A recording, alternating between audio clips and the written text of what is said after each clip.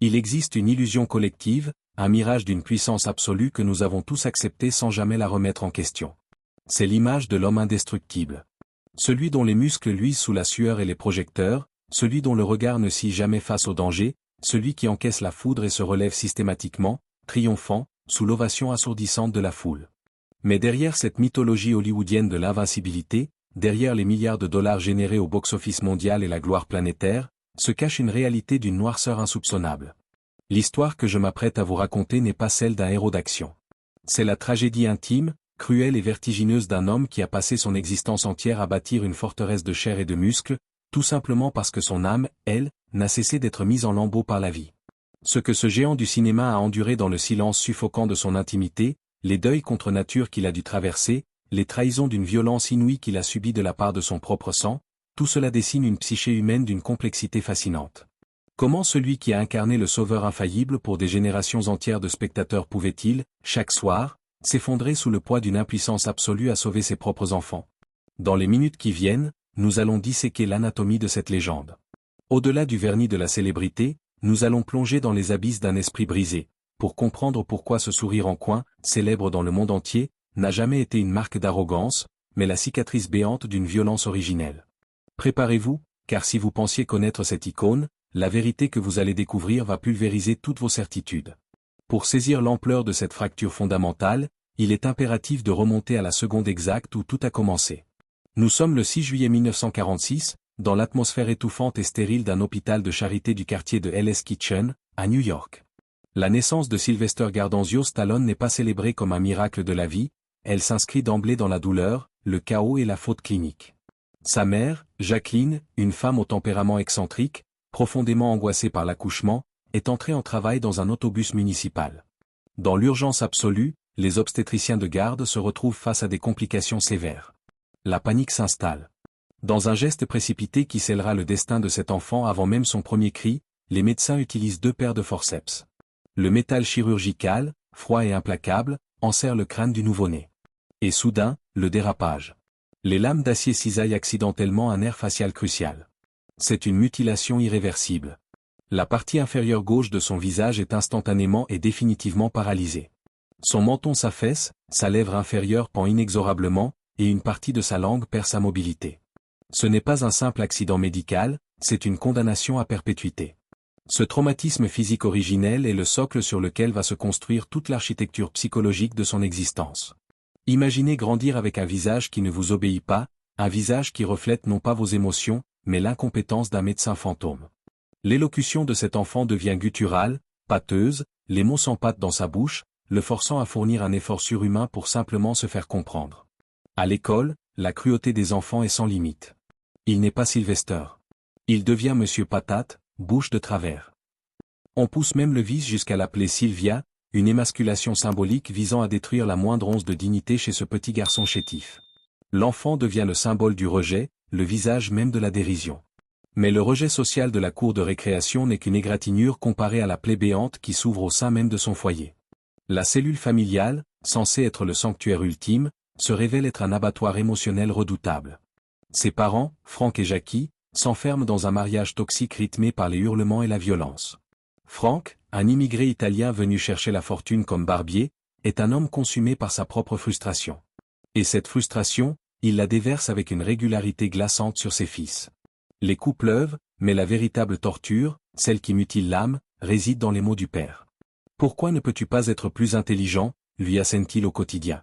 Tu ne seras jamais rien, tu es né avec une paralysie, pourquoi ne rejoins-tu pas la marine, tu ne réussiras jamais à l'école. Prenez un instant pour analyser la portée destructrice de ces phrases.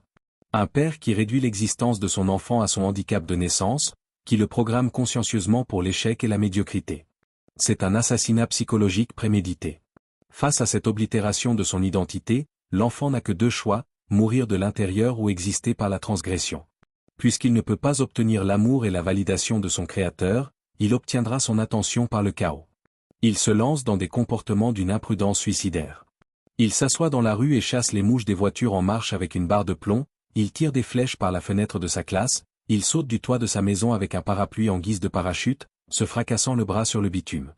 Avant l'âge de 12 ans, il cumule 10 os brisés et a été expulsé de nombreuses écoles. Les enseignants, À bout de nerfs, organise même un vote stupéfiant où il élise l'étudiant le plus susceptible de finir sur la chaise électrique. C'est un vertige absolu. Le système tout entier le regarde non pas comme un être humain en souffrance, mais comme un déchet social en devenir. Ce besoin désespéré d'exister, de prouver au monde entier, et surtout à la voix intériorisée de son père, qu'il a une valeur, sera le moteur tellurique de toute sa carrière.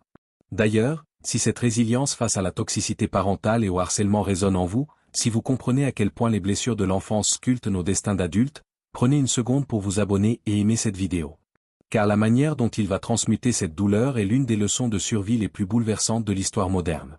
La véritable fracture, le point de bascule cognitif, survient à l'âge de 13 ans, dans l'obscurité d'une salle de cinéma de quartier. À l'écran, le film Hercule Unchained. Le héros est incarné par Steve Reeves, un ancien culturiste à la musculature divine. Pour le jeune Sylvester, l'impact est d'une violence cataclysmique. C'est une révélation mystique. Il comprend instantanément la mécanique implacable du monde qui l'entoure, puisque son visage est déformé, puisque son père lui répète que son cerveau est déficient, puisque la société le rejette, il va faire de son corps une armure infranchissable. La chair deviendra son seul langage, le muscle sa seule monnaie d'échange. Dès le lendemain, il se rend dans une décharge publique, récupère un essieu de voiture rouillé et s'en sert pour forger ses premiers haltères. Il attache des blocs de béton à des manches à balai. Il soulève des charges jusqu'à l'épuisement, transformant chaque parcelle de sa chambre en un laboratoire de torture physique.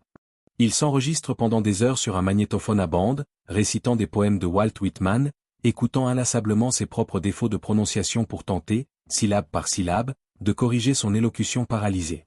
L'acharnement confine à la folie. Il sculpte une machine de guerre parfaite, croyant naïvement que des pectoraux saillants suffiront à protéger un cœur brisé. Mais Hollywood, et la ville de New York au tournant des années 70, n'ont que faire des gladiateurs cabossés. L'arrivée de Sylvester dans la jungle urbaine de Manhattan est un naufrage d'une brutalité saisissante. Il cherche la gloire, il trouve les bas-fonds. Sans un sou en poche, il passe des nuits entières à dormir sur des bancs de gare glacés, grelottant sous les néons blafards, s'efforçant d'ignorer les toxicomanes qui se piquent à l'héroïne à quelques mètres de lui. L'hiver new-yorkais lui mord les os. La survie n'est plus un concept philosophique, c'est une équation mathématique qu'il doit résoudre chaque matin. Pour quelques pièces, il accepte l'humiliation suprême, nettoyer les cages des lions aux os. Il pellette le fumier fumant des fauves. Pire encore, les lions urinent fréquemment sur lui à travers les barreaux. Le futur empereur d'Hollywood rentre chez lui le soir, les yeux brûlés par l'ammoniaque fétide, la peau imprégnée d'une odeur animale si tenace qu'elle l'isole encore un peu plus du reste de l'humanité. Le contraste est d'une ironie féroce. L'homme qui veut incarner la noblesse humaine est littéralement aspergé par les déjections des bêtes sauvages. Il se tourne vers le théâtre expérimental, cherchant une validation intellectuelle qu'on lui a toujours refusée. Mais l'humiliation le poursuit. Il décroche un rôle de Minotaure dans l'unique pièce de théâtre jamais écrite par le peintre Pablo Picasso. Le costume qu'on lui impose est une insulte à la dignité, des cornes ridicules, une perruque, et un énorme sexe factice qu'il doit coincer dans un string. Lors d'une représentation sur une scène bancale, le subterfuge s'échappe, rebondissant grotesquement devant un public hilar. Une autre nuit, sur cette même scène, la farce vire au drame physique. Un autre acteur, dans un élan chaotique, lui projette le contenu d'un extincteur directement au visage. Les produits chimiques gèlent ses lèvres et ses yeux, lui brûlant la peau au premier degré. Pendant des mois, son visage prendra une teinte brunâtre maladive. L'art, loin de le sauver, achève de le défigurer. Le point de non-retour, l'effondrement moral absolu, survient lorsqu'il touche le fond financier. Acculé par la faim, incapable de payer son loyer, menacé de se retrouver à la rue de manière définitive, il franchit une ligne dont beaucoup ne reviennent jamais. Il accepte de tourner dans un film pornographique softcore intitulé Party at Kitty Studes, pour la misérable somme de $200. 2 jours de tournage dans la moiteur de l'indignité. La misère possède ce pouvoir terrifiant de dissoudre la morale. Quand le ventre est vide, la fierté n'est plus qu'un luxe de riche. Mais le sacrifice le plus déchirant, celui qui hantera ses nuits et marquera son âme d'une culpabilité indélébile, n'est pas lié à son propre corps.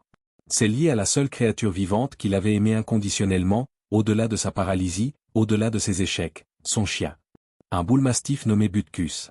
Incapable d'acheter la moindre boîte de pâté, voyant l'animal dépérir sous ses yeux, il se rend devant une supérette de quartier. Le cœur broyé, les larmes ravalées, il propose son meilleur ami au passant. Un homme nommé Little Jimmy s'arrête et lui offre 40 ou $50 selon les récits. Sylvester empoche les billets froissés et regarde son chien s'éloigner au bout d'une laisse étrangère. Vendre son chien pour survivre. Ce n'est pas une anecdote hollywoodienne romancée, c'est le paroxysme du désespoir humain. Se séparer de la seule source d'affection pure dans un monde d'une froideur mortelle est un acte d'automutilation psychologique. Que auriez-vous ressenti à cet instant précis? La culpabilité de trahir un être innocent, ou le soulagement coupable de pouvoir s'acheter un repas chaud? Ce dilemme effroyable pose une question universelle sur les limites de la dignité humaine face à l'instinct de survie. C'est exactement dans ces cendres froides, dans ce magma de honte et de désespoir, que va se produire l'alchimie créative la plus spectaculaire du XXe siècle. Le 24 mars 1975, Sylvester s'assoit devant un écran de télévision pour regarder un combat de boxe. Sur le ring, le légendaire Muhammad Ali affronte un inconnu absolu, un bagarreur nommé Chuck Wepner. Le scénario est écrit d'avance, tout le monde s'attend à un massacre expéditif. Mais l'inattendu se produit. Wepner, le visage en sang, titubant sous les coups de boutoir d'Ali, refuse de tomber. Il encaisse une punition inhumaine, et pourtant, il résiste. Il tient jusqu'au 15e round. Dans les yeux meurtris de ce perdant magnifique, Stallone reconnaît immédiatement son propre reflet. Il ne voit pas un boxeur, il voit sa propre existence. Il rentre chez lui, s'enferme, achète des stylos bon marché, et pendant 3 jours et 3 nuits consécutives, dans une transe fiévreuse, il crache sa douleur sur le papier. Il écrit Rocky. Ce scénario n'a fondamentalement rien à voir avec le sport. C'est une métaphore poignante de la rédemption urbaine, l'histoire d'un homme méprisé à qui l'on offre une unique chance, non pas de gagner, mais simplement de prouver qu'il n'est pas un raté. C'est ici que l'auteur Stallone révèle son génie cathartique. Il prend la phrase la plus cruelle, la plus assassine de son propre père, et il l'intègre littéralement dans la bouche de l'entraîneur Mickey, « Tu es né sans beaucoup de cerveau, alors tu ferais mieux de commencer à utiliser ton corps. » Sublimer la maltraitance paternelle pour en faire une réplique d'anthologie, transformer le poison en antidote, c'est l'essence même de l'art transcendantal. Le script est une pépite brute. Les producteurs flairent le chef-d'œuvre. Ils lui offrent des sommes vertigineuses pour acheter l'histoire, 100 000, puis 250 000, et enfin des montants qui dépassent l'entendement. Imaginez le vertige. Pour un homme qui vient de vendre son chien pour une poignée de billets, c'est la promesse d'une vie de pacha. Mais les studios imposent une condition stricte, Stallone ne jouera pas le rôle. Ils veulent une star établie. Et là, l'homme brisé, l'homme qui n'a plus rien à perdre, prend la décision la plus suicidaire et la plus admirable de sa vie. Il refuse. S'il vend son âme, s'il laisse un autre acteur s'approprier sa propre douleur, sa propre histoire, il ne pourra plus jamais se regarder dans un miroir. La somme offerte représente la sécurité matérielle absolue, mais elle équivaut à un suicide spirituel. Il tient bon, avec une obstination qui confine au fanatisme. Finalement, les producteurs cèdent, mais le punissent, ils réduisent le budget à $1 million dérisoire et lui octroient un salaire d'acteur misérable. Mais l'argent n'a plus d'importance. La première chose qu'il fait avec son avance financière prouve la noblesse inaltérable de son cœur. Il retourne dans le quartier de Little Jimmy, le traque, et exige de récupérer son chien. Jimmy, flairant l'aubaine, refuse et menace même de se battre. Stallone ne bronche pas. Il finit par débourser $3 000, voire plus selon certaines versions, et offre même un petit rôle au maître chanteur dans le film, pour récupérer Butkus. Le chien majestueux trônera d'ailleurs à ses côtés dans les scènes de Rocky. L'amitié rachetée, la dignité restaurée. La suite, le monde entier la connaît. Rocky pulvérise le box-office mondial, remporte de multiples récompenses prestigieuses, terrassant des géants du cinéma.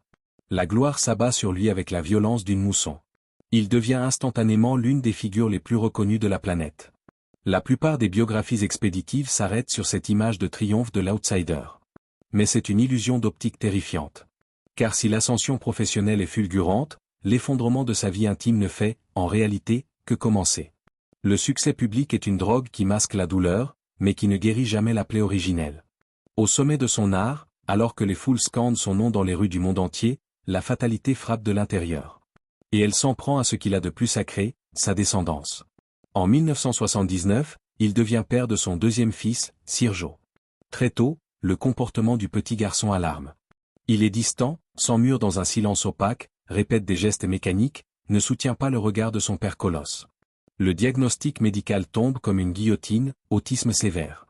Analysez la cruauté philosophique de cette situation. Voici un homme dont la valeur, la gloire, et l'identité se sont construites sur l'hypercommunication par le corps, sur la force volontaire, sur le mouvement triomphant.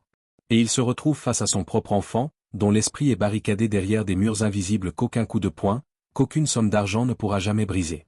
C'est le paroxysme de l'impuissance paternelle.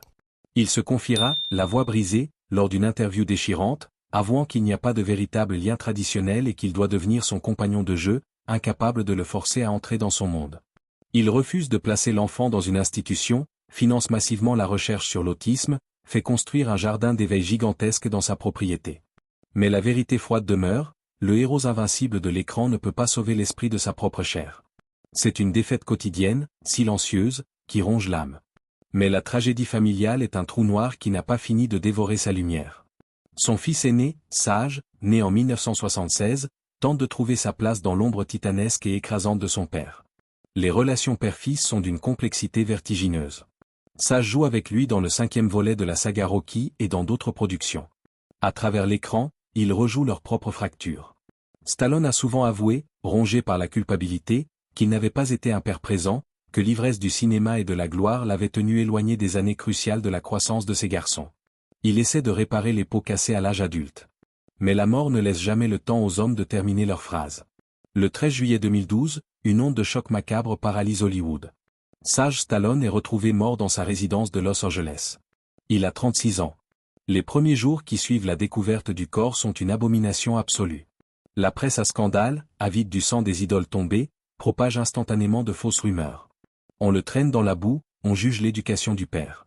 Pendant des semaines, Sylvester Stallone subit le supplice de voir la mémoire de son fils salie sur toutes les couvertures de magazines du monde entier. La vérité médicale, révélée par l'autopsie, est d'une tristesse implacable. Sage n'a pas succombé aux drogues, il est mort d'une maladie coronarienne causée par l'athérosclérose, entraînant une crise cardiaque mortelle. Ses artères se sont bouchées, son cœur a simplement cessé de battre. Enterrer son fils aîné est l'acte le plus contre nature qui soit imposé à un être humain. Mais imaginez le faire sous les flashs crépitants de milliers de paparazzi. Imaginez être cet acteur iconique, célèbre pour sauver des bataillons entiers dans la jungle vietnamienne ou pour se relever des coups les plus dévastateurs sur le ring, et vous tenir, impuissant, dévasté, au bord d'une tombe ouverte contenant le corps de votre enfant. C'est une destruction de la figure paternelle qui défie l'entendement. À quoi servent les millions de dollars? À quoi servent les trophées en or posés sur la cheminée si on ne peut pas acheter un battement de cœur supplémentaire pour son propre fils? Si cette douleur viscérale, si cette réflexion sur la futilité de la gloire face à la mort éveille en vous une émotion particulière, n'hésitez pas à partager vos pensées dans la section commentaires. L'expérience du deuil, dans sa forme la plus nue, est ce qui nous rend fondamentalement humains. Ce deuil atroce n'est malheureusement pas le point final du calvaire. Le sort s'acharne sur son entourage avec une précision chirurgicale, comme si le cosmos exigeait un tribut perpétuel pour son succès. Presque au même moment que la mort de Sage, sa demi-sœur, Toni Ann Filiti, décède d'un cancer du poumon foudroyant à l'âge de 48 ans. La faucheuse a frappé 2 fois en l'espace de quelques semaines. Mais l'histoire avec Toni Ann révèle une autre strate de la souffrance de Stallone, la trahison intime. Pendant des décennies entières, cette sœur a été l'architecte d'un chantage financier et psychologique sordide. Elle a extorqué des sommes astronomiques à son propre frère, menaçant de détruire sa réputation en l'accusant de violence physique si l'échec s'arrêtait. Accro à des médicaments puissants, ingérant des dizaines de pilules par jour, elle était devenue un monstre de cupidité. Stallone, conseillé par ses avocats, a payé, en silence, mois après mois, versant des centaines de milliers de dollars pour étouffer le mensonge. Être rançonné par son propre sang, voir sa propre famille se transformer en parasite toxique prêt à vous détruire pour de l'argent, c'est une gangrène qui ronge la confiance en l'humanité entière. La mort de Toni Ann est un déchirement paradoxal, la perte d'une sœur, mêlée à la fin d'une forme d'extorsion. L'angoisse de la perte contamine même les joies nouvelles. Lorsqu'il a des filles de son 3e mariage, la maladie rôde toujours. Sa fille Sophia naît avec une malformation cardiaque grave. Dès son plus jeune âge, elle doit subir de lourdes opérations à cœur ouvert. Le colosse passe ses nuits à arpenter les couloirs stériles des hôpitaux pédiatriques, terrifié à l'idée que le destin lui arrache encore un enfant. Des années plus tard, c'est son demi-frère, Dante, qui est victime d'une agression d'une violence aveugle près de son campus universitaire. Frappé brutalement, le visage fracturé, il frôle la mort et doit subir de lourdes chirurgies reconstructrices. Le malheur semble irrésistiblement attiré par le nom de Stallone. La malédiction atteint un sommet d'absurdité cruelle en 2013. Son petit chien Phoebe, un membre chéri de la famille, est sauvagement attaqué et tué par un coyote à quelques mètres de sa maison. Rien ne semble pouvoir être protégé. L'univers entier agit comme un prédateur déterminé à l'y arracher tout ce qu'il ose aimer. Face à cet effondrement émotionnel continu, face à cette litanie de deuil, de trahison et de maladies inévitables, une dynamique psychologique fascinante, presque clinique, se met en place chez Sylvester Stallone. C'est le principe du déplacement somatique. S'il est incapable de contrôler la souffrance morale, incapable de sauver son fils de l'autisme, incapable de ressusciter son aîné foudroyé par une crise cardiaque, incapable de protéger sa fille de la table d'opération, alors il va reprendre le contrôle de la douleur en détruisant son propre corps. Le masochisme physique devient une thérapie. Ces tournages se transforment en entreprises d'automutilation délibérée. Lors du tournage de Rocky IV en 1985, face au mastodonte suédois Dolph Lundgren, il commet un acte de bravade qui relève de la pulsion de mort. Il ne veut plus simuler la boxe. Il ordonne à Lundgren, un colosse aux muscles d'acier, de le frapper réellement de toutes ses forces. « Ne retiens rien. Essaie de me mettre KO », lui lance-t-il. Lundgren obéit. Il lui assène un coup d'une puissance apocalyptique dans la poitrine. L'impact est si violent que le cœur de Stallone vient s'écraser violemment contre son sternum. La douleur est fulgurante. Le soir même, sa tension artérielle explose. C'est une contusion myocardique majeure, le muscle cardiaque enfle. S'il n'est pas soigné dans l'heure, il meurt. Il est téléporté en urgence absolue vers l'hôpital de Los Angeles et passe plusieurs jours en soins intensifs, au seuil du néant, entouré par des religieuses qui prient pour son âme. Il a littéralement frôlé la mort pour quelques secondes de pellicule. Mais la leçon n'est pas retenue, car la douleur physique est une drogue puissante qui anesthésie l'âme. Des décennies plus tard, alors qu'il a largement dépassé la soixantaine, un âge où la sagesse devrait l'emporter sur l'ego, il réalise lui-même ses cascades sur le tournage de The Expendables. Lors d'une scène de combat brutal avec l'ancien catcheur Steve Austin, il refuse d'utiliser une doublure. La projection au sol est mal calculée. L'impact est effroyable. Il subit une fracture capillaire de la colonne cervicale. Son cou est littéralement brisé. Les chirurgiens doivent l'opérer d'urgence pour insérer une plaque de métal permanente dans sa nuque. Je ne m'en suis jamais complètement remis, admettra-t-il amèrement dans un documentaire récent. Ça a eu un impact définitif sur mon corps. J'ai franchi la limite. Pourquoi un homme multimilliardaire, au crépuscule de sa carrière, ressent-il le besoin irrépressible de se faire briser la nuque sur le sol d'un plateau de cinéma? Est-ce la quête vaine et éternelle de cette validation paternelle qu'il n'a jamais reçue? Ou est-ce, plus sombrement, l'unique moyen qu'il ait trouvé pour se sentir vivant, en infligeant à sa propre chair les blessures que la vie a infligées à son cœur? La meurtrissure du corps est gérable, quantifiable, suturable. La meurtrissure de l'âme, elle, est un gouffre sans fond. Mais la désillusion la plus profonde, le coup de grâce porté à cet homme meurtri, ne vient pas de la mort, mais du système qui l'a couronné, Hollywood. C'est l'histoire d'une dépossession spirituelle vertigineuse. Le personnage de Rocky Balboa n'est pas qu'un rôle. C'est la métaphore de la résurrection de Stallone. Il l'a enfanté dans la douleur, il a écrit chaque mot, il a chorégraphié chaque combat en saignant sur les rings, il a cédé son salaire pour que le film existe. Cette franchise a généré des milliards de dollars, relancé des studios, créé des parcs d'attractions, vendu des millions de produits dérivés. Et pourtant, Sylvester Stallone ne possède rien de Rocky. Absolument rien. 0% des droits d'auteur de la franchise originale en tant que telle. La totalité de la propriété intellectuelle appartient à un producteur avisé. Lors de la signature du contrat initial, Stallone, jeune, pauvre et aveuglé par le besoin d'exister à l'écran, a été mal conseillé. Ses avocats n'ont pas exigé de part de propriété sur la franchise elle-même. Pendant des années, l'acteur a cru naïvement que le système récompenserait le créateur original. Mais Hollywood n'a pas d'âme, seulement des contrats. Récemment, à l'approche de la vieillesse, la rancœur s'est muée en une colère publique dévastatrice. Il a attaqué frontalement cette situation, dénonçant cette captation d'héritage. C'est un sujet douloureux qui me ronge l'âme, a-t-il déclaré publiquement. Je voulais laisser un peu de Rocky à mes enfants après ma mort. Il définit lui-même le cinéma comme un milieu où quelqu'un vous poignarde dans la poitrine en souriant. Cette dépossession est la tragédie ultime de l'artiste. Voir la création qui a sauvé sa vie lui être arrachée sur le plan légal pour enrichir d'autres entités, c'est réaliser qu'il n'aura été, au final, qu'un ouvrier magnifique dans une usine à rêve contrôlée par des fiches de paix froides. L'enfant de Hell's Kitchen a conquis le monde, mais on a conservé la propriété de son œuvre magistrale.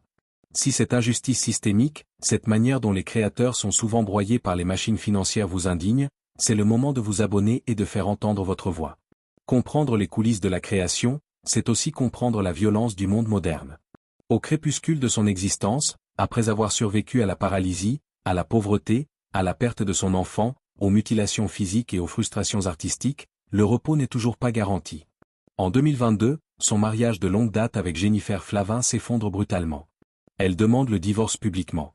Le monde entier découvre le titan vieillissant, seul, obligé de recouvrir en urgence le gigantesque tatouage du visage de sa femme sur son épaule par un portrait macabre de son vieux chien mort, Butkus. C'est une image crépusculaire d'une infinie tristesse. L'effondrement public d'un homme qui réalise que tout, absolument tout, peut s'évaporer en un instant. Heureusement, ou ironiquement, ils annulent le divorce un mois plus tard. Mais le séisme a eu lieu. Il l'a forcé à une introspection radicale, une lucidité terminale sur ses choix de vie. Il s'ouvre avec une humilité désarmante, expliquant que cette période tumultueuse l'a réveillé. Elle lui a fait réaliser que son amour pour sa famille est la chose la plus précieuse au monde. Plus que le travail. Plus que la gloire. C'était une leçon terrible à apprendre. L'homme qui a passé un demi-siècle à courir après la validation du public, à détruire son corps pour divertir des millions d'inconnus, réalise dans la solitude de son foyer que l'ovation d'une salle de cinéma ne remplacera jamais la chaleur d'une présence bienveillante. L'histoire de Sylvester Stallone est bien plus qu'une success story cinématographique. C'est un traité philosophique sur la résilience et la souffrance. C'est le miroir grossissant de nos propres luttes. Nous sommes tous, d'une manière ou d'une autre, confrontés au déterminisme de notre enfance, aux pertes inévitables, à la dégénérescence de nos corps et à l'ingratitude de la société. Stallone a répondu à cette violence existentielle par la création et par le muscle. Il a forgé un dieu de cinéma pour dissimuler l'enfant tétanisé qui pleurait en lui. La véritable force de Rocky Balboa ne réside pas dans sa capacité à frapper fort, mais dans sa capacité inouïe à encaisser les coups, à tomber, à saigner, et à se remettre debout, encore et encore, jusqu'à l'épuisement total. Ce n'était pas de la comédie. C'était un documentaire intime sur sa propre âme. Il demeurera à jamais ce gladiateur mélancolique, cherchant obstinément, derrière ses cicatrices et ses triomphes mutilés, le droit fondamental de ne plus avoir à se battre. Si cette plongée vertigineuse dans l'intimité d'une légende vous a bouleversé, si l'humanité fracturée de cet homme vous pousse à reconsidérer vos propres blessures comme des forces potentielles, laissez un j'aime, abonnez-vous et activez les notifications pour ne rien manquer. Le monde des étoiles est pavé de cicatrices invisibles que nous sommes déterminés à mettre en lumière. Vous ne regarderez plus jamais le succès de la même manière. L'histoire ne fait que commencer. Merci de nous avoir rejoints dans cette vérité indescriptible. À la prochaine fois.